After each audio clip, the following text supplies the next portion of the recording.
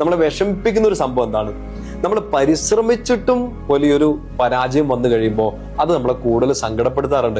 ഇങ്ങനെ തോറ്റു നിൽക്കുമ്പോൾ നമുക്ക് ഒന്നുകൂടെ ഒന്ന് ശ്രമിക്കാനും ഒന്നുകൂടെ ഒന്ന് അധ്വാനിക്കാനും തോറ്റൊരു വിഷയത്തെ ഒന്നുകൂടെ ഒന്ന് പിടിച്ചു കയറാനും ഒന്നുകൂടെ ഒന്ന് അധ്വാനിക്കാൻ ഒരു പ്രചോദനം നൽകുന്ന ഒരു വചനമാണ് പഴയ നിയമത്തില് പ്രോവെർബ്സ് സുഭാഷിതങ്ങളുടെ പുസ്തകം 16-ാമത്തെ അധ്യായമാണ്.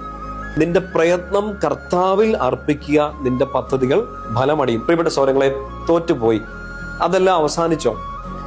നമ്മളൊന്ന് പരാജയപ്പെട്ടു എന്ന് വിചാരിച്ചല്ല ഇവിടെ തീർന്നോ? Can we not try again? ഈശോയുടെ കരം പിടിച്ച് നമുക്ക് ഒന്നുകൂടെ ഒന്ന് ട്രൈ ചെയ്യാൻ പറ്റില്ലേ? ഒന്നുകൂടെ ഒന്ന് പരിശ്രമിക്കാൻ പറ്റില്ലേ? ഒന്നും കൂടെ നിന്റെ പ്രയത്നം കർത്താവിൽ ഭരമേൽപ്പിച്ചിട്ട് ഒന്നുകൂടെ വിശ്വസിക്കാൻ വേണ്ടി പറ്റില്ലേ?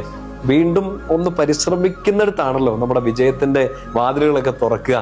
തോറ്റുപോയി, നമ്മൾ ഉദ്ദേശിച്ച റിസൾട്ട് വന്നില്ല, ഇറ്റ്സ് ഓക്കെ. നമ്മൾ അതിനെക്കുറിച്ച് ഓർത്തിട്ടിരുന്ന് ചിന്തിച്ച് കാര്യമല്ലോ. നമ്മളൊരു പുതിയ പാഠം പഠിച്ചു എന്നുള്ളതിൽ കർത്താവിന് നന്ദി പറഞ്ഞിട്ട് ലെറ്റ്സ് ട്രൈ അഗെയിൻ. വീണ്ടും പരിശ്രമിക്കുക എന്നുള്ളതാണ് നമുക്ക് അനുഗ്രഹത്തിന്റെ